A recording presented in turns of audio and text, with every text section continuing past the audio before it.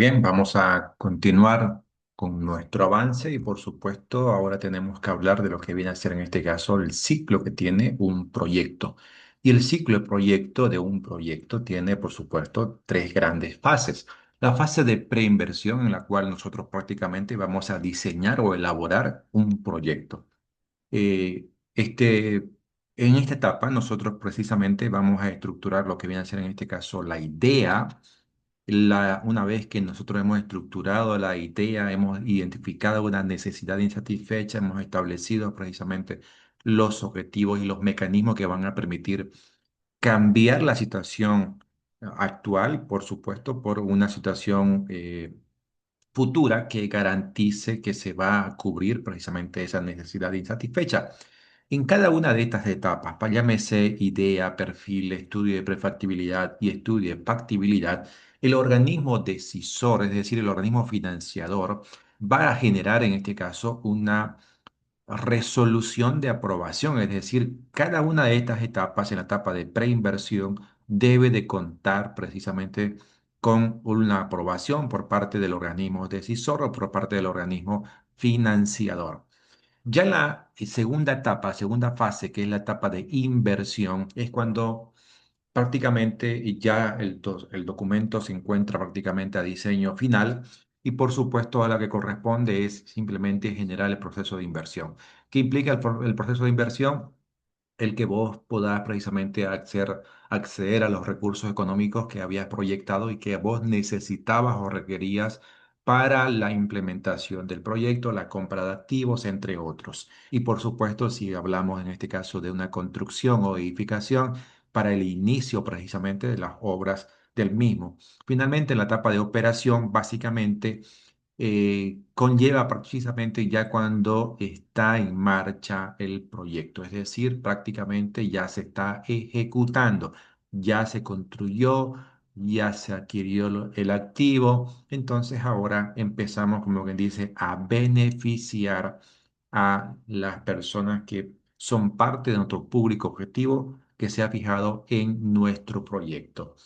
Y en función de la metodología que se vaya a utilizar, nosotros tenemos ya el diseño final del proyecto, tenemos varios elementos o varios componentes que tiene precisamente, empezando, por ejemplo, por lo que viene a ser en este caso el análisis económico, perdón, el análisis socioeconómico, el análisis de mercado, pues este puede recibir una, diversos nombres en función al autor, en función precisamente a quien esté generando el libro que vaya a ser consultado para poder revisar los componentes que tiene un proyecto, pero básicamente vamos a hablar de que un proyecto a diseño final siempre tiene que tener el componente técnico, económico, social y ambiental. ¿Ok? En esta cápsula nosotros vamos a ver un poquito la parte técnica, la parte económica y por supuesto la parte social. La parte netamente ambiental lo vamos a dejar para un siguiente video de tal manera que nosotros vamos a empezar precisamente a través de lo que sería en este caso la identificación de una demanda insatisfecha. Para poder determinar, existen dos grandes metodologías que son utilizadas. El diagrama de Ishikawa, que es un método de identificación de problemas que se puedan presentar dentro de lo que vienen a ser en este caso las sociedades o dentro de las comunidades. Este es un método que se utiliza bastante por la cooperación técnica, la cooperación japonesa, de tal manera que nosotros podemos precisamente identificar una serie de aspectos que están relacionados con la gestión misma del determinado proyecto, identificación de del talento humano, la maquinaria, materiales, el medio ambiente, y esto nos va a permitir precisamente a través de un método de lluvia de ideas la identificación de un problema que sea relevante, de un problema que por supuesto vaya a afectar en este caso a una gran comunidad. Y el segundo gran método de identificación del problema es el que yo había en una anterior cápsula había mencionado, que es en este caso, la matriz de marco lógico o el enfoque marco lógico,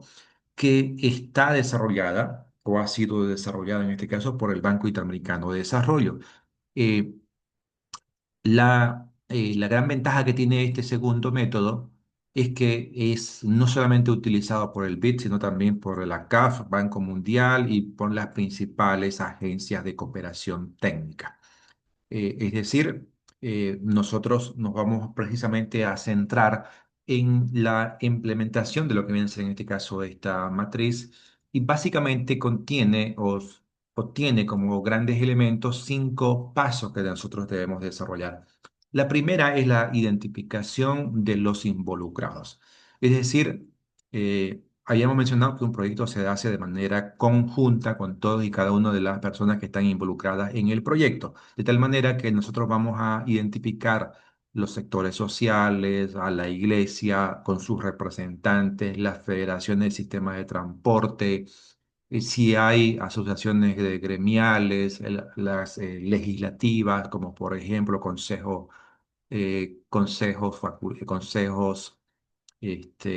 municipales, comités cívicos, entre otros. Nosotros tenemos que identificar precisamente a todos los involucrados, tenemos que identificar dentro de ese análisis, identificar eh, cuáles son sus intereses y si estos pueden de alguna manera afectar de manera positiva o negativa a nuestro proyecto. Una vez que se ha hecho esto, el segundo paso es el análisis del problema. Aquí básicamente vamos a estructurar lo que viene a ser en este caso el árbol del problema, donde nosotros vamos a identificar un problema central que va a ser el tronco de ese árbol. Las causas van a ser en este caso las raíces. Vamos a identificar con seguridad que vamos a tener varias causas que están generando el problema que nosotros hemos encontrado. Y por supuesto, las ramas de ese árbol se van a convertir en este caso los efectos que están provocando, que se están generando producto del problema identificado. Una vez que nosotros hemos elaborado y hemos construido nuestro árbol de problema, hay que cambiar, en este caso, la condición de una condición negativa a una condición positiva. Y aquí introducimos el concepto de análisis de objetivos o árbol de objetivos, donde básicamente acá ya vamos a proponer en este caso cuál es la solución que nosotros pretendemos alcanzar, producto que permita precisamente solucionar los problemas que nosotros estamos describiendo en nuestro árbol de problemas. El cuarto paso es el análisis de alternativas, donde por supuesto acá nosotros tenemos que tomar en cuenta factores técnicos, factores económicos y factores ambientales. Estos factores van a provocar, pues, el análisis de estos 3 factores van a provocar precisamente que nosotros podamos elegir por la opción uno o por la opción 2 que nos permitan garantizar de que los objetivos que nosotros nos estamos planteando sean los adecuados y que sean los pertinentes. Finalmente, nuestro quinto y último paso es la estructuración de la matriz de marco lógico, donde nosotros vamos a fijar los fines, el propósito, los componentes y las actividades que nosotros vamos a desarrollar para alcanzar todos y cada uno de las actividades, del propósito, del fin que nosotros estamos desarrollando en nuestro proyecto. De tal manera de que esta matriz de marco lógico es indispensable para poder hacer evaluación y para poder hacer seguimiento. Básicamente, cuando nosotros desarrollamos un proyecto con financiamiento, por ejemplo, del Banco Interamericano de Desarrollo, vamos a hacer una evaluación ex post basados precisamente en lo que nosotros vamos a estructurar en lo que es nuestra matriz de marco lógico. Ahí nosotros vamos a identificar medios de verificación, supuestos y por supuesto vamos a identificar los indicadores que nos van a permitir llegar a determinar si estamos alcanzando los fines, el propósito y los componentes de cada uno de ellos y las actividades que nosotros estamos proponiendo para nuestro proyecto. Bien, pero ya entrando en materia y entrando en lo que es el análisis socioeconómico del proyecto, básicamente consta o consiste en poder llegar a identificar una demanda insatisfecha respecto a los productos, bienes y servicios que nosotros queremos ofrecer en nuestro proyecto. Básicamente, nosotros vamos a identificar precisamente la oferta y la demanda en términos sencillos, de tal manera que nosotros podamos precisamente como habíamos mencionado anteriormente, identificar ese estudio a través de un estudio de mercado, cada uno de sus componentes. Un estudio de mercado, como ustedes ya comprenderán o conocerán, básicamente tiene sus elementos, tiene sus componentes, entre ellos precisamente un análisis del contexto en el cual se va a desarrollar la investigación, el análisis de la demanda, el análisis de la oferta, el análisis de la comercialización y por supuesto todo esto nos va a permitir encontrar conclusiones que son relevantes para nuestro trabajo de investigación. Y este se va a estructurar en lo que viene a ser en este caso el informe del estudio de mercado que nosotros vamos a desarrollar. Y este estudio tiene que tener un análisis del contexto, tiene que tener una delimitación clara, tiene que identificarse fuentes primarias de obtención de la información, así como también las fuentes secundarias. Tenemos que hacer un análisis sectorial desde el punto de vista económico de cómo de alguna manera se puede ver afectada, en este caso la población de una determinada zona, respecto precisamente a la implementación del proyecto que nosotros estamos alcanzando. Y para poder precisamente estructurar y recolectar información de primera mano, nosotros vamos a recurrir a uno de los métodos de recolección más tradicionales, si se puede decir así, como es la encuesta. La encuesta es una herramienta muy valiosa porque nos permite obtener información muy válida en muy poco tiempo y por supuesto con recursos económicos muy escasos. Es decir, no necesitamos erogar grandes cantidades de recursos para poder levantar información a través de esta técnica. Y por supuesto, si nosotros seguimos y guiamos precisamente y cumplimos con el método de muestreo, identificamos claramente el método de muestreo, ya sea probabilístico o no probabilístico, y por supuesto seguimos con todas y cada una de las recomendaciones y requisitos que se exigen, nosotros vamos a encontrar que los resultados obtenidos precisamente en esta encuesta es 100% válida y por supuesto va a permitirnos, en este caso, la estructuración de la información necesaria para poder determinar precisamente nuestro proceso de investigación, lo que es nuestro estudio de mercado. Y como fuentes de información, pues vamos a tener siempre fuentes primarias y fuentes secundarias. Las primarias siempre van a ser aquellas que nosotros vamos a recolectar de primera mano. En cambio, las fuentes secundarias es aquella información que se va a encontrar o que ya ha sido publicada, por ejemplo, en boletines, en revistas, en memorias o en otros proyectos desarrollados previamente o con anticipación al desarrollo de nuestro trabajo. Una vez que nosotros tenemos toda esta información, nosotros tenemos que elaborar o definir en este caso lo que es el análisis de la demanda. El análisis de la demanda de los productos, bienes o servicios que nosotros vamos a desarrollar. Este básicamente consiste en una estimación de la población que va a demandar este tipo de productos o servicios que nosotros estamos brindando. Y es importante que nosotros tomemos en cuenta que existen varias etapas o varias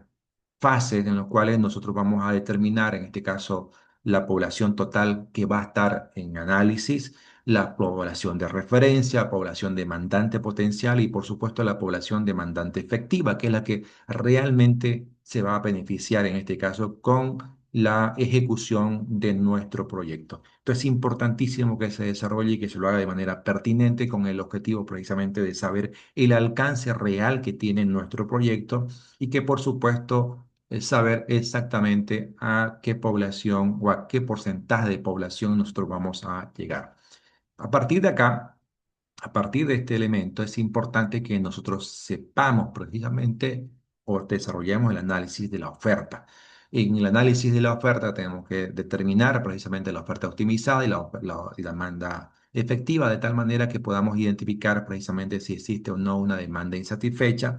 que se pueda generar en los siguientes años. No se olviden que un proyecto se desarrolla en el corto y mediano plazo, es decir, que un proyecto mínimamente va a tener una proyección entre 5 hasta los 10 años para poder evaluar precisamente si con el paso del tiempo nuestro proyecto va a generar una serie de beneficios hacia la población beneficiaria, hacia la población que va a ser, en este caso,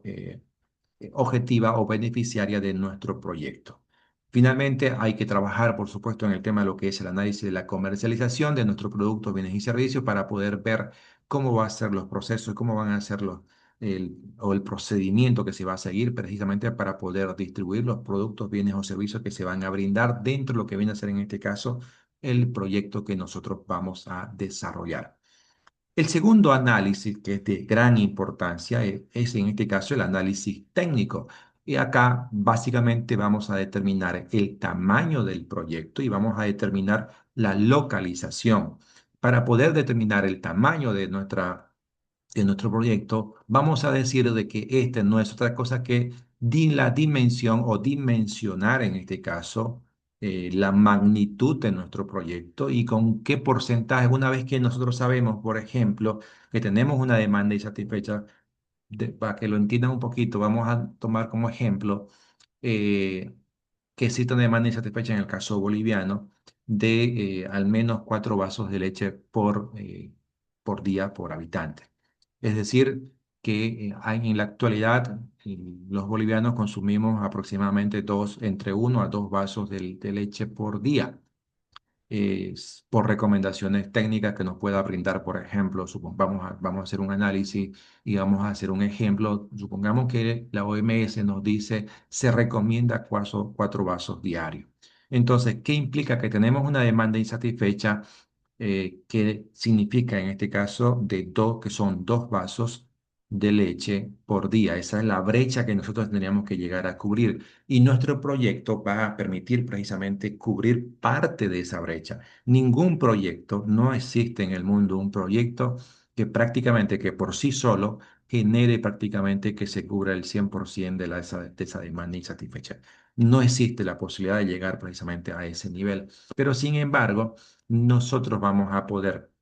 con este proyecto, una vez que hemos dimensionado precisamente el tamaño de nuestro proyecto, vamos a poder decir si vamos a cubrir en el plazo del tiempo que vamos a desarrollar nuestro proyecto con el 5%, con el 10% de esa demanda. Es decir, que después de 10 años, ya los bolivianos no van a consumir 2 vasos de leche por día. De repente van a consumir 2,5 vasos de leche por día. Entonces, ese medio vaso de leche por día por habitante es lo que va, en este caso, a aportar nuestro proyecto. De tal manera que nosotros acá tenemos que dimensionar el tamaño de la población en función a la tecnología, en función a la localización, por supuesto, en función a las fuentes de financiamiento, a la disponibilidad de recursos humanos, la capacidad gerencial, entre otros. Todo esto nos va a permitir determinar exactamente con qué porcentaje de la demanda insatisfecha nuestro proyecto va a llegar a cubrir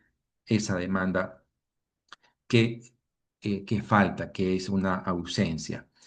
A partir de acá, es importante que nosotros, una vez que tenemos el tamaño ya determinado, que localicemos, que nosotros podamos precisamente llegar a determinar dónde se va a desarrollar nuestro proyecto. Y ese dónde lo vamos a hacer precisamente a través de lo que viene a ser en este caso la teoría de localización industrial, donde nosotros vamos precisamente a identificar, por ejemplo,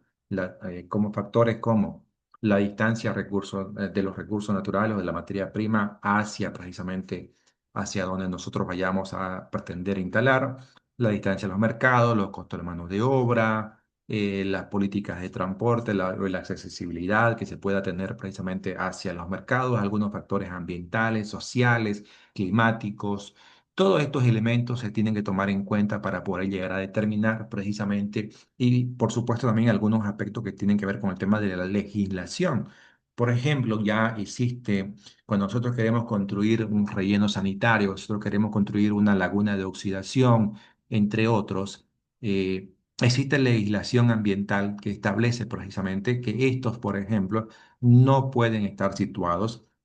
a menos de 15 kilómetros de los centros urbanos. Es decir, automáticamente ya empieza esta legislación y la regulación ambiental va de alguna manera a condicionar dónde se va precisamente a desarrollar nuestro proyecto. Entonces, a partir de ahí, una vez que nosotros tenemos determinado, en este caso, la localización, es importante que nosotros podamos tomar en cuenta la microlocalización, es decir, si nuestro proyecto puede estar desarrollado, por ejemplo, en toda una provincia o en todo un municipio, de manera concreta, en la avenida tanto, en la manzana tanto, deberá ser fijada por factores de microlocalización como aquellos, como por ejemplo el acceso vehicular a la distancia de los centros urbanos, disponibilidad de los espacios, las condiciones técnicas, el acceso a los servicios básicos, entre otros. Y estos factores van a condicionar precisamente lo que sería precisamente la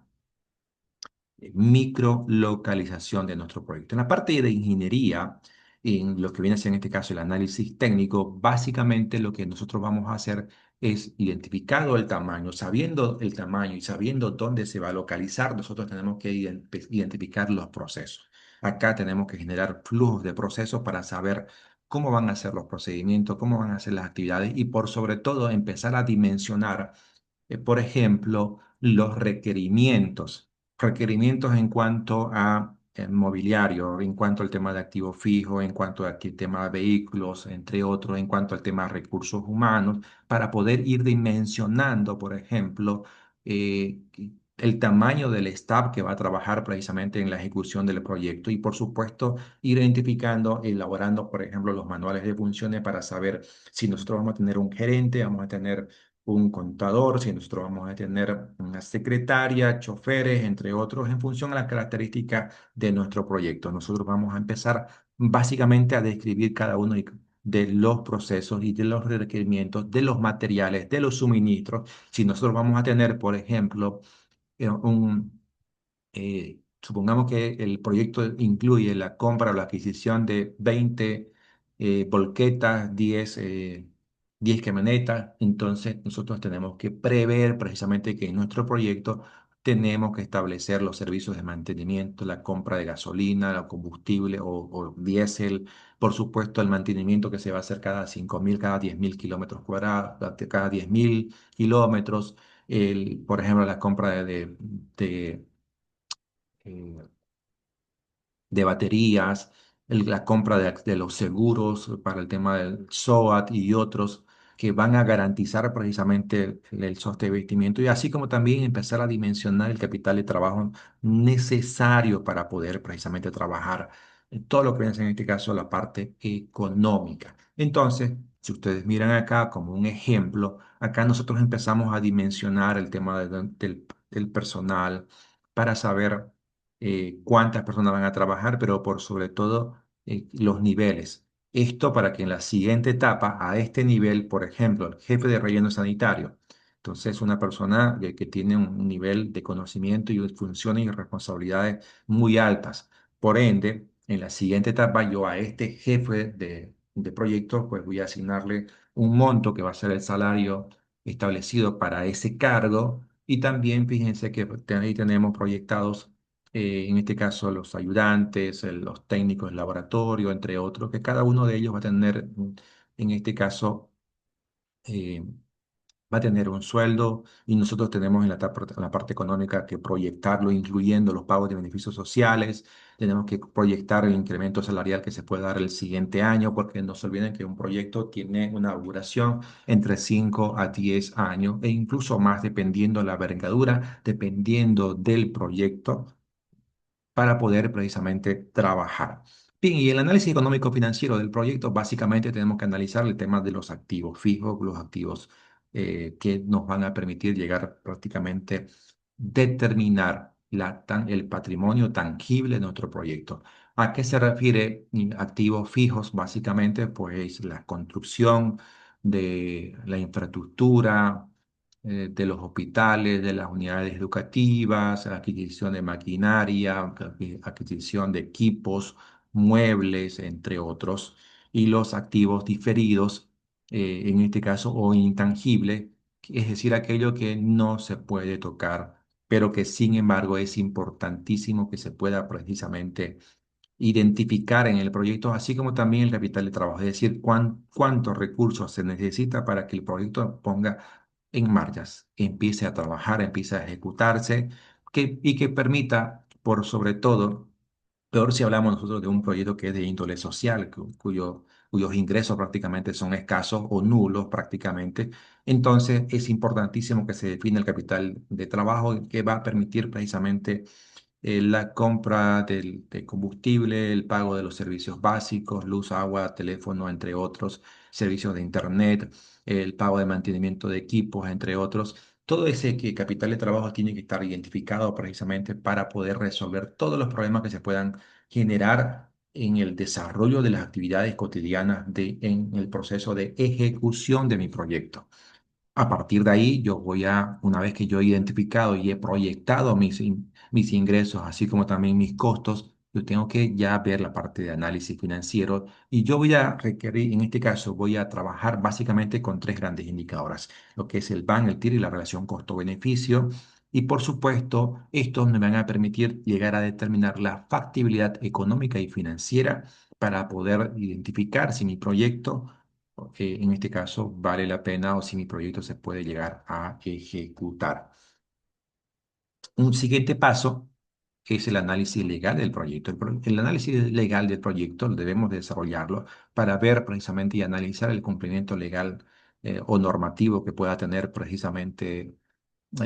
nuestro proyecto en función a sus propias características, analizar precisamente las responsabilidades que se puedan tener respecto a la misma gestión y con los diferentes elementos y, por supuesto con las diferentes autoridades ambientales competentes que se puedan presentar a nivel municipal, departamental o a nivel nacional. Es indispensable reconocer y saber que nosotros cuando elaboramos un proyecto tiene legalmente estar establecido. Si nosotros vamos a crear un hospital, vamos a construir un hospital o vamos a construir un silo, este silo debe funcionar de manera, por supuesto, legal. Por consiguiente, este tiene que estar inscrito y tiene que tener su certificado de funcionamiento, inscripción en Punta Empresa, inscripción en el Ministerio de Trabajo, inscripción y cumplimiento de normas de seguridad y salud ocupacional con el Ministerio de Trabajo, entre otros. Es decir, acá en este capítulo es indispensable que se pueda medir precisamente todos y cada uno de estos elementos que van a garantizar en términos sencillos básicamente el desarrollo de nuestro proyecto. Finalmente, es importante que nosotros podamos hacer un análisis social de los proyectos. Es decir, básicamente acá nosotros lo que vamos a hacer es un proceso de evaluación y estimación precisamente del valor social y del impacto social que va a tener nuestro proyecto. De tal manera que nosotros vamos a generar precisamente o identificar aquellos aspectos que están relacionados y que pueda llegar a provocar en este caso beneficios. No se olviden que siempre nos han enseñado que un proyecto tiene que tener como resultado indicadores financieros como es el Bank y la relación costo-beneficio que sean positivos, que sean mayores a cero, para que por supuesto esto sea viable. Pero ¿qué pasa si un proyecto es netamente ambiental, si un proyecto es netamente social y que, por ejemplo, no genera ingresos? Entonces es importante que nosotros podamos identificar los tipos de beneficios que va a tener nuestro proyecto y si no va a generar ingresos monetarios que puedan de alguna manera hacer de que la balanza en el flujo de caja pueda ser positiva, nosotros tenemos que analizar el ahorro de costo que va a significar nuestro proyecto. Por ejemplo, eh, la reducción de riesgo, la mejora de la imagen, reducción de los costos evitados, por ejemplo. ¿Qué pasa si yo construyo un relleno sanitario en una localidad o un municipio en el cual tiene un alto costo por atención médica, debido precisamente a que el relleno sanitario o el botadero que tiene actualmente va a generar malos olores? Va a generar la aparición, por ejemplo, de vectores como son los chulupis, las ratas, entre otros, y estos van a ir y van a afectar a la salud de la población, y la población básicamente al verse afectada precisamente por estos vectores va a tener que recurrir al servicio de salud, y ese servicio de salud finalmente tiene un costo. Ese servicio de atención médica, el tema de medicamentos, entre otros, tiene un costo para el Estado y tiene un costo precisamente para la sociedad. Y nosotros tendríamos que identificar en este caso qué pasaría si se construye el proyecto. Entonces, si se construye el proyecto, si se ejecuta el relleno sanitario, entonces ya no van a haber aglomerar, ya no va a haber basura en el suelo, no va a haber basura prácticamente en las calles, se va a mejorar la imagen, pero por sobre todo ya no va a haber malos olores, ya no va a haber la misma cantidad de vectores, el relleno sanitario va a estar en otras localidades, en otras locaciones, entonces se va a generar en este caso una mejora en las condiciones de la calidad de vida de la población. Por consiguiente, esa población que está bien de salud ya no va a requerir servicios en los nosocomios, por ende, se va a evitar, en este caso, un gasto por este concepto. Y todo eso se tiene, por supuesto, en este caso, que dimensionar y que se tiene que finalmente entrar en la balanza. A todo esto nosotros vamos a llamar precisamente ban social. Entonces vamos a hacer una evaluación social precisamente de este indicador con el objetivo básicamente de lograr lo que siempre nos han enseñado, que para que el proyecto básicamente sea viable, tenemos que tener un valor, un ban social mayor a cero. Es decir, que los beneficios netos que va a generar nuestro proyecto sean mayores en función a los costos. Básicamente, eso nos está diciendo y se puede, por supuesto, llegar a determinar a través de estos indicadores. Así como también tenemos un BAN social, también tenemos un TIR social, que es la tasa interna de retorno social desde el punto de vista social, y también, por supuesto, la relación costo-beneficio social. ¿Qué es importante? Volvemos a insistir en esto, que la relación costo-beneficio tiene que ser mayor a uno y por supuesto tenemos que llegar a sacar un ban social positivo. ¿Ok? Entonces eso es importante. La TIR social, tasa interna de retorno social, tiene que ser mayor a la tasa social de descuento. La tasa social de descuento, eso lo maneja en este caso el Ministerio de Planificación o el Ministerio de Economía y año a año ellos determinan precisamente el porcentaje o la tasa social de descuento de un proyecto que en los últimos años ha estado rondando entre el 10, 10,5, 11,5, 12,3. Entonces, ¿qué significa? Que la tasa interna de retorno tendría que ser, por supuesto, superior a la tasa social de descuento para que nuestro proyecto, en este caso, sea viable, para que nuestro proyecto sea positivo y que obtenga los recursos necesarios precisamente para poder llegar a ejecutar y por supuesto para que pase a la siguiente etapa, que es la etapa de operación. Finalmente, en un proyecto TESA vamos a tener lo que viene a ser en este caso el análisis ambiental del proyecto. Básicamente, nosotros tenemos que dimensionar e identificar los aspectos e impactos ambientales que se puedan o que puedan estar relacionados con la vida del proyecto, de tal manera que se pueda determinar precisamente nuestro impacto y, por supuesto, determinar la afectación que nosotros podamos hacer, en este caso, a la flora, a la fauna, al agua, al suelo, al aire, a la ecología, al medio ambiente, y de tal manera que nosotros podamos precisamente no solamente identificar los impactos ambientales, sino también generar los elementos suficientes para poder generar una respuesta ante el posible impacto, para poder reducir, para poder mitigar los impactos ambientales que se puedan producir y de esta manera conservar y restaurar precisamente